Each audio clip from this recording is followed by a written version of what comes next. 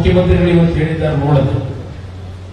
ಇದು ಸುಳ್ಳು ಹೇಳೋದು ಒಂದು ಇದಿಮಿಟಿ ಅದು. ಎಸ್, ನನ್ನ ರಾಜ್ಯದ ರೈತರ ಸಾಲ ಮನ್ನಾ ಮಾಡಲಿಕ್ಕೆ ಸ್ವಲ್ಪ ನಾನು ಹಣ ಸಂಗ್ರಹ ಮಾಡಬೇಕಾಗಿತ್ತಂತೆ. ಈ ರೀತಿ ನಾನು ಜನಗಳ ಜೋಬಿಗೆ ಕೈ ಹಾಕಿರಲಿಲ್ಲ. ನಾನು ಪೆಟ್ರೋಲ್ನ ಸೆಸ್ಸನ್ನ ಸ್ವಲ್ಪ ಜಾಸ್ತಿ ಮಾಡಬೇಕು ಅಂತ ಹೇಳಿ ನಿರ್ಧಾರ ಮಾಡಿದ್ದೆ. ಆದ್ರೂ ಇಂಪ್ಲಿಮೆಂಟ್ ಮಾಡಕ್ಕಾಗಿಲ್ಲ. ತೆಗೆದು ನೋಡಿ ರೆಕಾರ್ಡ್ ನಮ್ಮ ಮುಖ್ಯಮಂತ್ರಿಗಳೇ. ಕುಮಾರಸ್ವಾಮಿ ಕಾಲದಲ್ಲೂ ಪೆಟ್ರೋಲ್ ಬೆಲೆ ಜಾಸ್ತಿ ಮಾಡಿದ್ರು ಅಂತ ಏನ್ ಹೇಳಿದ್ರಿ?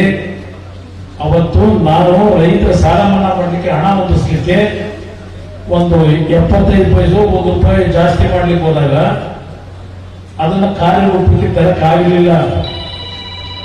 ಆ ಕಾರ್ಯರೂಪಕ್ಕೆ ತಂದು ನಾನು ರೈತರ ಸಾಲ ಮನ್ನಾ ಮಾಡಿದ್ದಲ್ಲ. ಅದು ಹೇಳಕ್ಕೂ ಸುಳ್ಳು ಹೇಳಕ್ಕೂ ನಿಧಿ ಇರಲಿ. ನಾನು ಎಂದೂ ಸಹ ನಾನು 2 ಬಾರಿ ಮುಖ್ಯಮಂತ್ರಿ ಆದಾಗಲೂ ಜನಗಳ ಮೇಲೆ ತೆರಿಗೆ ಹೊರಿಸಿ ಹೆಚ್ಚಿನ ಹೊರೆಯನ್ನು ನಿಮ್ಮ ಮೇಲೆ ಹೊರಿಸಲಿಲ್ಲ. ನಾನು ಲಾಟರಿ ನಿಷೇಧ ಮಾಡಿದೆ. ನಮ್ಮ ಹಳ್ಳಿಯ ಹೆಣ್ಣು ಮಕ್ಕಳು ಹೋದ ಕಡೆ ಇಲ್ಲ ಸಾರಾಯಿ ನಿಲ್ಲಿಸೋದ್ರೆ. ಸಾರಾಯಿ ರಾಜ್ಯದಲ್ಲಿ ಉತ್ಪಾದನೆ ಮಾಡ್ತಕ್ಕಂಥ ಸರ್ಕಾರ ಖಜಾನೆ ತುಂಬತಕ್ಕಂಥ ಒಂದು ಇಲಾಖೆ ಅದು. ನಮ್ಮ ಹೆಣ್ಣು ಮಕ್ಕಳು ಕಣ್ಣಲ್ಲಿ ನೀರನ್ನ ಹಾಕೋದನ್ನು ನೋಡಿ ಸಾರಾಯಿಯನ್ನ ಈ ರಾಜ್ಯದಲ್ಲಿ ಸಂಪೂರ್ಣ ಬಂದ್ ಮಾಡುವಂತ ನಿರ್ಧಾರ ಮಾಡಿದವನು ಈ ಕುಮಾರಸ್ವಾಮಿ. ಅದರಿಂದ ಇವತ್ತು ಯಾವ ರೀತಿಯಲ್ಲಿ ನಿಮ್ಮ ಇವತ್ತು ನಿಮ್ಮ ಗ್ಯಾರಂಟಿ ಯೋಜನೆ, ಆ ಗ್ಯಾರಂಟಿ ಯೋಜನೆಯನ್ನ ಅನುಷ್ಠಾನಕ್ಕೆ ತರಲಿಕ್ಕೆ ದುಡ್ಡಿನ ಸಮಸ್ಯೆಗಳಿಗೆ ಪ್ರಾರಂಭ ಆಗಿದೆ. ಅದನ್ನೆಲ್ಲ ಮೊದಲೇ ಸರಿಯಾದ ರೀತಿ ಯಾವ ರೀತಿ ಮಾಡಲಿಕ್ಕೆ ಅವಕಾಶ ಅನ್ನೋದನ್ನ ತಿಳುವಳಿಕೆ ಮೂಡಿಸ್ಕೊಳ್ಳದೆ ಇವೆಲ್ಲ ಘೋಷಣೆ ಮಾಡಿ ಸರ್ಕಾರ ನಡೆಯಲಿಕ್ಕೆ ಆಗದೆ ಇರ್ತಕ್ಕಂಥ ಪರಿಸ್ಥಿತಿಗೆ ಬಂದು ನಿಂತಿದ್ದಾರೆ ಅವರು. ಅದರಿಂದ ಇವೆಲ್ಲ ಪ್ರಾಬ್ಲಮ್ ಶುರುವಾಗಿದೆ. ನಡಿ ಈಗ ಶುರು ಮಾಡೋಣ. ಕೇಸರಿಯಿಂದ ಮನೋಲ್ಲಾಸ ಮನಸ್ಸು ಮತ್ತೇರಿ ಕುಣಿದಾಡಿದೆ ನೋಡು, ಮನಸ್ಸು ಮತ್ತೇರಿ ಕುಣಿದಾಡಿದೆ ನೋಡು. ಕ್ಷಣ ಕ್ಷಣವೂ ಆಚರಿಸಿ ಕೇಸರಿ ಹಬ್ಬ. ವಿಮಲ್ ಬಾಯಲ್ಲಿ ಹೇಳಿ ಕೇಸರಿ. ಗ್ಯಾರಂಟಿ ಸ್ಕೀಮ್ ಏನಿದೆ ಅದು ಕೊಟ್ಟು ಸರ್ಕಾರ ನಡೆಸಬಹುದು.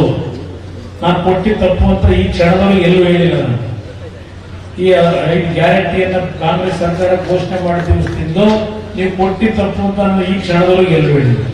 ನೀವು ಕೊಟ್ಟಿದ್ರಿಂದ ಸರ್ಕಾರ ಖಜಾನೆ ಖಾಲಿ ಆಯ್ತು ಅಂತಲೂ ಹೇಳಿಲ್ಲ. ಹೆಂಗ್ ಖಾಲಿ ಆಯ್ತಾ ಇದೆ? ಒಂದು ಉದಾಹರಣೆ ಕೊಟ್ಟು ನಾನು ಮಾತು ಮುಗಿಸ್ತೀನಿ. ವಾಲ್ಮೀಕಿ ಅಭಿವೃದ್ಧಿ ನಿಗಮ, ಇಲ್ಲಿ ನಮ್ಮ ಎಸ್ ಟಿ ಸಮಾಜದ ಜನ ನಾಯಕ ಸಮಾಜದವರು ಇದನ್ನೇನು ಗೊತ್ತಿಲ್ಲ. ಎಸ್ ಟಿ ನಿಗಮದಲ್ಲಿ 180 ಕೋಟಿ ಹಣವನ್ನ ಬಡವರಿಗೆ ಅವರ ಒಂದು ಬದುಕನ್ನ ಕಟ್ಟಲಿಕ್ಕೆ ನಾವೇನು ಪರಿಹಾರ ಕೊಡ್ತಕ್ಕಂಥ ಕಾರ್ಯಕ್ರಮ ಇಟ್ಕೊಂಡಿದ್ದೇವೆ, ಹಲವಾರು ಯೋಜನೆಗಳನ್ನ. ಆ ವಾಲ್ಮೀಕಿ ಅಭಿವೃದ್ಧಿ ನಿಗಮದಲ್ಲಿ 180 ಕೋಟಿ ಹಣ ಏನಿಟ್ಟಿದ್ವು, 87 ಕೋಟಿ ದುಡ್ಡನ್ನ ಎಲ್ಲೆಲ್ಲಿ ಬಂದು ತಗೊಂಡೋದು ಇಟ್ಕೊಂಡವ್ರು. ಈಗ ದುಡ್ಡು ಲೂಟಿ ಹೊಡೆದವ್ರು 87 ಕೋಟಿ.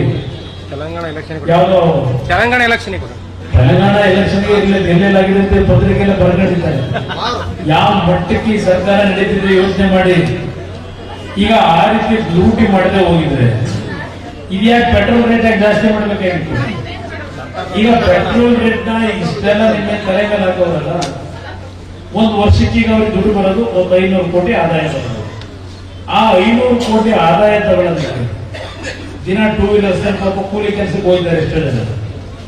ಈಗ ನೀವು ತರಕಾರಿ ಮಾರ್ತೀರಿ, ತರಕಾರಿ ತಗೊಂಡು ಮಾರ್ಕೆಟ್ ತಗೊಂಡೋಗ್ಬೇಕು, ಲಾರಿಲ್ಲ ಫಾರಿಲ್ಲ ಹಾಕೊಳ್ಳಕ್ ಹೋದ್ರೆ ಅದಕ್ಕೆ ನೀವು ಬಾಡಿಗೆ ಜಾಸ್ತಿ ಕೊಡ್ಬೇಕು. ಈಗ ರೈತರು ಈಗ ಒಂದೊಂದು ಚೈನ್ ಲಿಂಕ್ ಇಷ್ಟೆಲ್ಲ ನಿಮಗೆ ಚಿತ್ರಹಿಂಸೆ ಕೊಟ್ಟು ನೀವು ದುಡಿಮೆ ಹಣ ಇವತ್ತು ಈ ರೀತಿ ಸೆಸ್ ಹಾಕಿ ವಸೂಲಿ ಮಾಡಿ ಎಷ್ಟು ಸಂಪಾದನೆ ಮಾಡಿ ಎಷ್ಟು ಖಜಾನೆ ತುಂಬಿಸ್ತಿದ್ರಿಂದ ಒಂದು ವರ್ಷಕ್ಕೆ ಈ ರೀತಿ ನೆನ್ನೆ ಟ್ಯಾಕ್ಸ್ ಹಾಕೋದು ಎಸ್ ನ ಒಂದು 500 ಕೋಟಿ ಆದಾಯ ಬರ್ಬೋದು.